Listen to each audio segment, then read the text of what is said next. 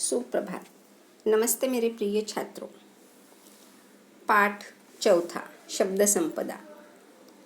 पढ़ो, समझो और लिखो। तो पाठ चौथा यह जो है शब्द संपदा, तो इसके लेखक जो है तो डॉक्टर सूर्य नारायण रणसुभे जी है। तो इनका परिचय हम देखेंगे। तो डॉक्टर सूर्य नारायण रणसुभे, इनका जन्म 7 अगस्त 1942 गुलबर्गा कर्नाटक में हुआ। इनकी रचनाएं लगभग 65 पुस्तकें, अनुवाद का समाजशास्त्र तथा हिंदी कथा साहित्य और देश विभाजन उल्लेखनीय है। परिचय। डॉक्टर रणसुभे जी मराठी भाषी हिंदी लेखक, प्राध्यापक, अनुवादक, समीक्षक के रूप में माने जाते हैं। तो यह मराठी भाषी है मगर हिंदी लेखक है। तो शब्द संपदा यह जो पाठ है तो यह एक निबंध पाठ है। तो निबंध के माध्यम से लेखक ने शब्दों की शक्ति को दिखाते हुए इसकी संपदा बढ़ाने के लिए हमें हमेशा जागरूक और तत्पर रहना चाहिए, यही इस पाठ से सिखाया है। तो यह जो हम देखते हैं कि शब्दों की शक्ति बहुत अधिक मात्रा में होती है।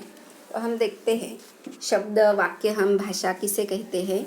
तो जो हमारे वर्णमाला होती है तो वर्णमाला के अक्षर मिलकर क्या बनते, तैयार होते हैं, शब्द तैयार होते हैं। और शब्दों का सार्थक समूह जो होता है, यानी जिससे हमारा मीनिंग निकलता है, तो ऐसे वाक्यों को हम ही क्या कहते हैं, भाषा कहते हैं।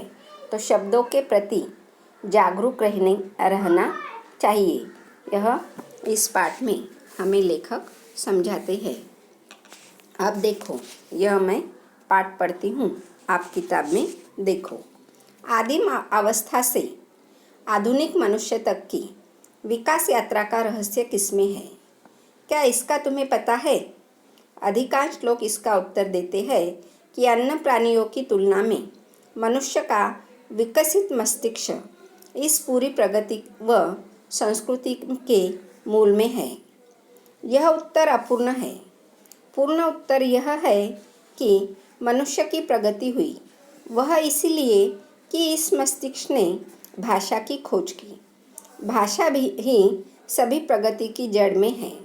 दुनिया की सभी ज्ञान शाखाओं का विकास हुआ भाषा के कारण। भाषा का अर्थ है सार्थक शब्दों का व्यवस्थित क्रमबद्ध संयोजन। तो लेखक हमें यहाँ कहते हैं कि आदिम अवस्था यानी क्या, आदि मानव, जहाँ पर मानव की निर्मिति हुई। तो आदिम मानव जो है तो उसकी अवस्था से आधुनिक मनुष्य तक जो विकास, आधुनिक मनुष्य तक उसका जो विकास हुआ है, तो वह विकास किस तरह से हुआ है, हम यह इतिहास में, हिस्ट्री विषय में पढ़ चुके हैं 3rd स्टैंडर्ड से ही, कि पहले जो मानव था तो वह किस तरह से था। आदिम अवस्था यानी क्या, शुरू का मानव जो था तो वह किस तरह से, उसमें पहले जो पत्थर से वह कार्य करता था, प्राणियों को मारना, पत्थर के वह औजार बनाता था, तो उसे क्या कहते, अश्मयुग। फिर उसने खेती करना सीखा, तो यह मनुष्य ने फिर अलग अलग औजार बनाना सीखा, अलग अलग विज्ञान की ओर वह बढ़ता गया। तो आधुनिक मानव ने जो विकास किया है, तो उसका जो विकास का क्रम है, तो उसका रहस्य किसमें है, यह तुम्हें पता है क्या? यह लेखक हमसे पूछ रहे हैं। तो बहुत से लोग क्या कहते हैं कि अन्य प्राणियों की तुलना में मनुष्य के पास क्या है, मस्तिष्क है, और मस्तिष्क में क्या है, बुद्धि है। तो इस मस्तिष्क के कारण ही हमारी प्रगति हुई है। मगर यह पूर्ण उत्तर हम कह सकते हैं क्या? तो नहीं। तो यह आधा ही सच है, ऐसा यहाँ पर लेखक कहते हैं। तो मस्तिष्क के कारण ही उसने जो इतनी प्रगति की है, तो वह मस्तिष्क के कारण की है, ऐसा लोग कहते हैं। मगर सही उत्तर क्या है? तो मनुष्य ने उसमें जो भाषा सीखी है, जो भाषा बनाई है, तो वह प्रगति की सही मात्रा में जड़ है, यानी भाषा भी उसमें बहुत अधिक मात्रा में उसका महत्वपूर्ण स्थान है। हम दुनिया के सभी ज्ञान शाखाओं का विकास देखते हैं, तो ज्ञान शाखाओं का विकास यह किस लिए हुआ है? तो भाषा के कारण ही। और भाषा हम किसे कहते हैं? तो सार्थक शब्दों का व्यवस्थित क्रमबद्ध संयोजन। जो शब्द होते हैं, हम यदि आगे पीछे करते हैं और मीनिंग नहीं निकलता है वाक्य का कुछ, तो वह वाक्य को हम भाषा कह सकते हैं क्या? नहीं। तो सार्थक शब्दों का समूह जो होता है, जो हमें, यदि मैं आपको कहती हूँ यह प्रश्न उत्तर कापी में लिखो, तो यह आपको समझ में आया कि यह टीचर ने क्या कहा है? कापी में लिखने के लिए कहा है। या यह पाठ पढ़ो कहा मैंने, यह आप पाठ पढ़ो, तो आप क्या करेंगे? यह पाठ पढ़ेंगे। भाषा आपको समझ में आई। मगर मैंने इस तरह से कहा, पाठ मैंने पढ़ो, तो आपको समझ में आ रहा है क्या? नहीं। तो पाठ मैंने पढ़ो, यह क्या हो रहा है? तो भाषा यह क्या है? व्यवस्थित सार्थक शब्दों का समूह है। तो यहाँ पर यह भाषा के कारण ही, भाषा और उसकी बुद्धि, मस्तिष्क के कारण ही मानव ने इतनी जो प्रगति की है, तो वह प्रगति का मूल कारण है, यहाँ पर हमें लेखक कहते हैं। अब आगे देखो। शब्दों का यह संसार बड़ा विचित्र है। शब्दों की ताकत की और हमारा ध्यान कभी नहीं जाता। शब्द ही मनुष्य को ज्ञान से जोड़ते हैं, शब्द ही मनुष्य को मनुष्य से जोड़ते हैं, और शब्द ही मनुष्य को मनुष्य से तोड़ते हैं। विज्ञान की दृष्टि से तो अक्षर ध्वनि के चिन्ह है, निर्जीव है। मनुष्य ही उन्हें अर्थ देता है, जीवंत बनाता है। जब शब्द जीवंत हो जाते हैं, तो फिर उनमें मनुष्य के विविध स्वभाव गुण आने लगते हैं। मनुष्य स्वभाव के जितने विभिन्न नमूने हैं, उतने ही मनुष्य के स्वभाव के नमूने हैं। जैसे कुछ लोग औरों को हंसाने का काम करते हैं, वैसे ही कुछ शब्द लोगों को हंसाते हैं। जैसे कुछ मनुष्य औरों को हमेशा तकलीफ देते हैं, वैसे ही कुछ शब्द के उच्चारण मात्र से सामने वाला व्यथित हो जाता है।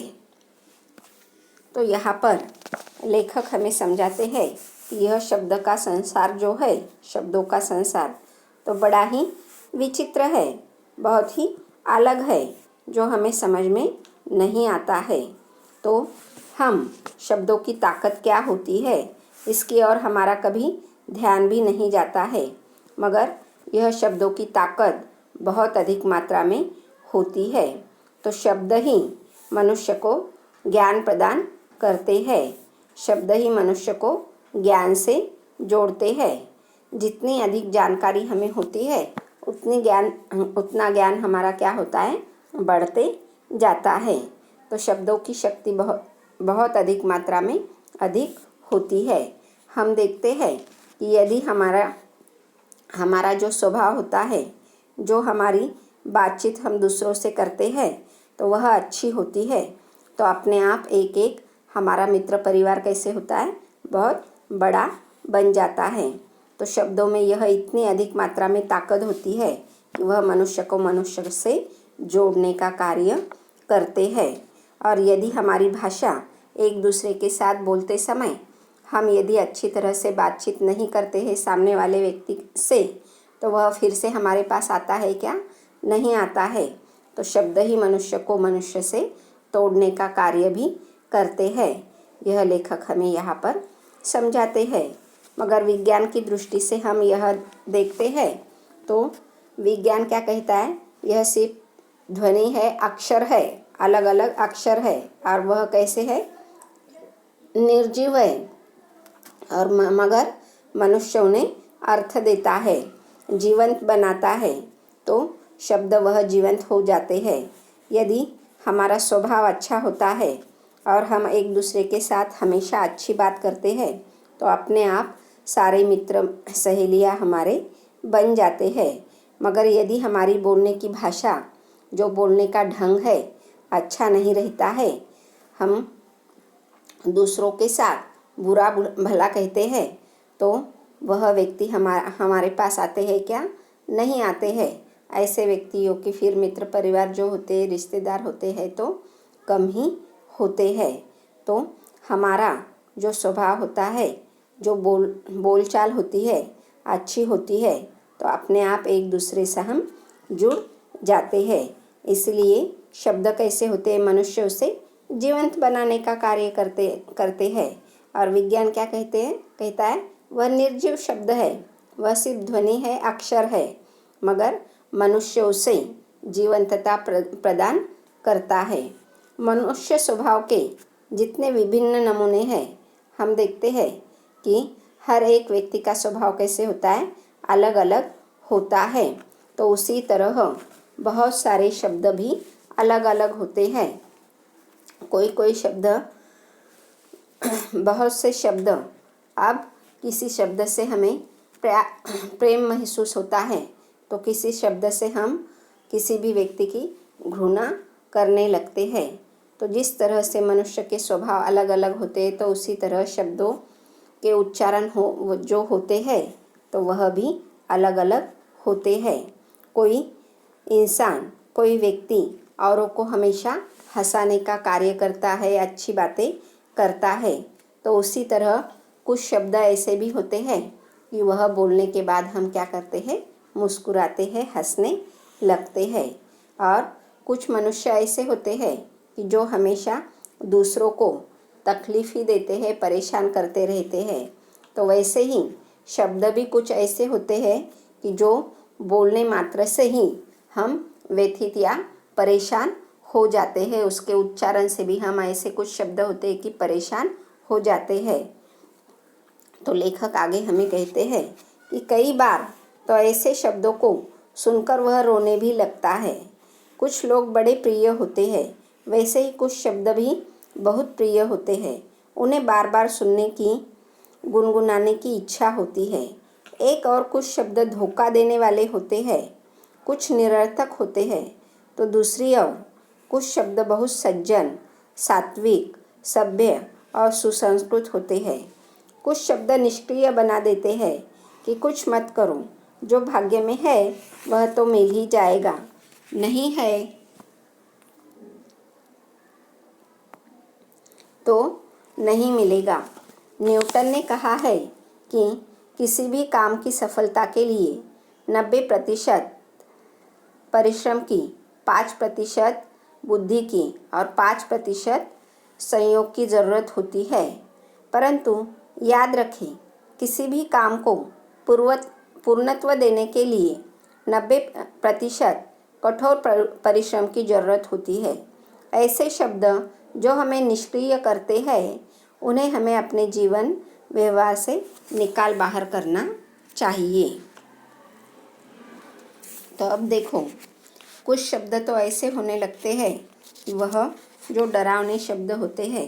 अब हम छोटे जो बच्चे होते हैं और वह किसी जानवर से डरते हैं, तो वह आ गया कहते ही वह क्या करता है, बच्चा रोने लगता है। तो कुछ शब्द ऐसे होते हैं कि वह सुनकर ही कोई लोग रोने भी लगते हैं। और कुछ शब्द तो ऐसे होते हैं कि वह बहुत ही हमें प्रिय होते हैं। तो ऐसे शब्द, जैसे कि हमें घर में मम्मी पापा बहुत अधिक मात्रा में प्रिय होते हैं, तो मम्मी के बारे में कोई कुछ कहता भी है तो हमें क्या लगता है, बुरा लगता है, क्योंकि मम्मी यह शब्द सभी को कैसा होता है, बहुत अधिक मात्रा में प्रिय होता है। माँ यह शब्द प्रिय होता है और बार बार हमारे मुंह में वह शब्द रहते हैं। और कुछ गाने या कुछ शब्द ऐसे होते हैं कि बार बार उसे गुनगुनाने की, जो हमें गाने छोटे पसंद आते हैं, तो वह गाने हम क्या करते हैं, गुनगुनाने की इच्छा हमें होती है और वह हम बार बार बोलते हैं यदि हमें पसंद आता है। मगर कुछ शब्द ऐसे होते हैं कि जो जैसे कि धोखा देने वाले होते हैं, और कुछ शब्द ऐसे होते हैं कि निरर्थक यानी उससे कुछ भी अर्थ प्रतीत नहीं होता है। तो कुछ शब्द ऐसे होते हैं कि वह बोलने से बहुत ही सज्जन होते हैं, सज्जन व्यक्ति की तरह। तो कुछ शब्द ऐसे होते हैं कि बहुत ही सात्विक होते हैं, सभ्य होते हैं, सुसंस्कृत होते हैं। तो कुछ शब्द ऐसे भी होते हैं कि निष्क्रिय, हमें वह सुनकर कुछ भी नहीं करने की इच्छा ऐसे महसूस होने लगती है। तो हमें वह शब्द जैसे कि निष्क्रिय बनाते हैं, यानी काम करने के लिए उस प्रोत्साहित नहीं करते हैं। तो ऐसे शब्दों को हम क्या कहते हैं? निष्क्रिय। जैसे कि कुछ मत करो, भाग्य में जो है वह तो मिल ही जाएगा, मगर बिना काम किए भाग्य पर छोड़ दिया जाए तो मिलने वाला है क्या? नहीं। तो जो न्यूटन है, हम देखते हैं कि न्यूटन ने जो गुरुत्वाकर्षण का पता लगाया है, खोज की है, तो न्यूटन कहता है तो हमें सफल बनना है तो 90% हमारी मेहनत, परिश्रम की आवश्यकता होती है और 5% हमारे बुद्धि की आवश्यकता होती है और 5% संयोग की भी ज़रूरत होती है, मदद की ज़रूरत होती है। तो हमें कौन सा भी कार्य पूर्ण करने के लिए मेहनत सबसे ज़रूरी होती है। कठोर परिश्रम जब हम करते हैं तभी हमें सफलता मिलती है और जब जो मिलना है वह मुझे मिल जाएगा। भाग्य पर यदि हम छोड़ते हैं तो हमें कुछ मिलने वाला है क्या? नहीं। तो ऐसे शब्द निष्क्रिय जो करते हैं तो उसे हमें हमारे व्यवहार से और जीवन से ऐसे शब्दों को बाहर निकाल देना चाहिए। इस तरह से हमें यहाँ पर लेखक समझा रहे हैं। तो जितना पाठ पढ़ाया उतना आपको बार बार पढ़ना है। इसका आगे का पाठ हम अगली तासिका में देखेंगे। तो धन्यवाद छात्रों।